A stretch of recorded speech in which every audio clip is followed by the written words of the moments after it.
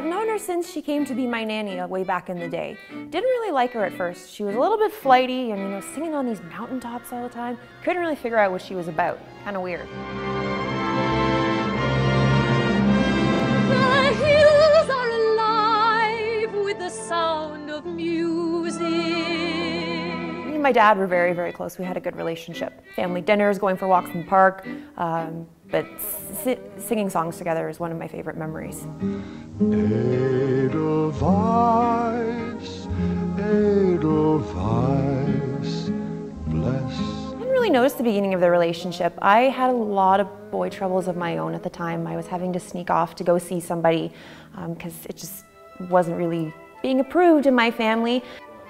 I was really afraid my dad was going to find out that I was dating a future Nazi, but it wasn't until I had a really good conversation with Anna one night that she was able to give me some really good advice, and I think that's when we actually really bonded. I'm really glad they're getting married. I really, really like her, and I'm so glad to have her as part of my family. Ever since the cat took up the fiddle, that cow's been jumping. Well, I met Anna back in New York when she had a little problem with, let's call it candy. Well, I wanted to help her with her problem, but I was going through a period of self-discovery myself. Hey, mister, she's my sister. Well, the relationship was a little shaky at first, but he helped her kick that nasty habit.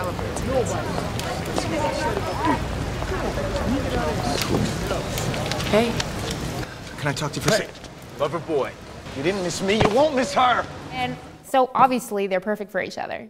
I met Anna in jail. She's a real sweetheart at first. Then she started to creep in and steal my spotlight. So I decided just to get her out of there, I'd hire the best lawyer in town. His name's Dan. Best thing I ever did. To this woman every night without exercising your rights as a husband? Well, I could have if I wanted to. He not only got her out of jail, they're actually now together. Who knew? So I just want to set the record straight here. I really need to take responsibility for getting Dan and Anna together. I'm walking down the street one day and I bump into this little girl, looks pale as a ghost. I figured she needs a holiday. Send a tornado her way, whisk her off to my neck of the woods. That's where she met Dan, and you know, it's probably a good thing she did. Dan was a little bit of a stiff.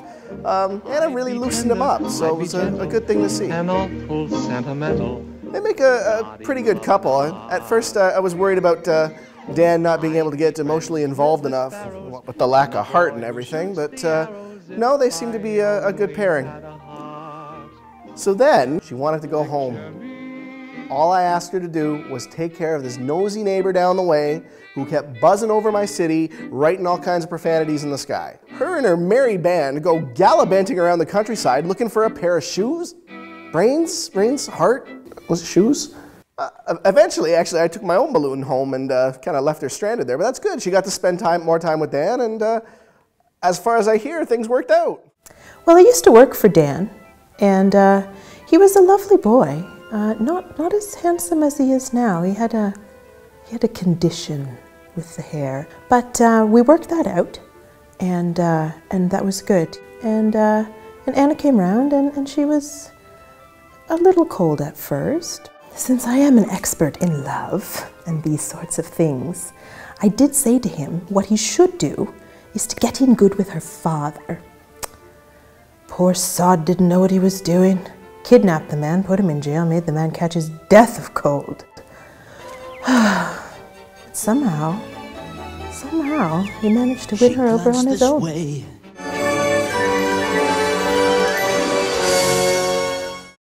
We met in high school. I think it was when I joined the choir for the first time, and that's when we became friends.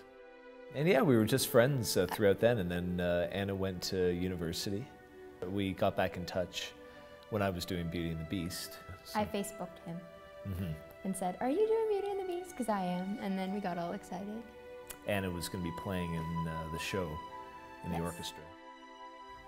Well, when we started hanging out from Beauty and the Beast, we started seeing each other at rehearsals.